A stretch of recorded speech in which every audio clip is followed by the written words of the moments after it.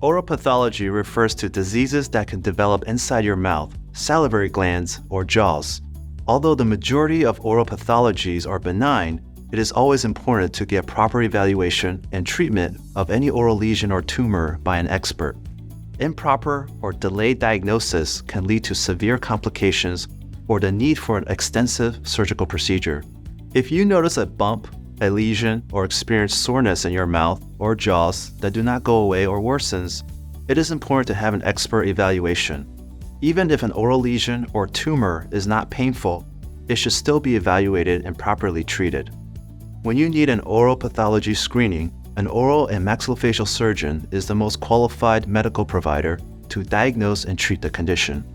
During your initial evaluation, we will complete a full review of your health history, a clinical exam, and review any necessary radiographs. We have an in-office 3D scanner to better capture bony lesions, pathologies, and tumors.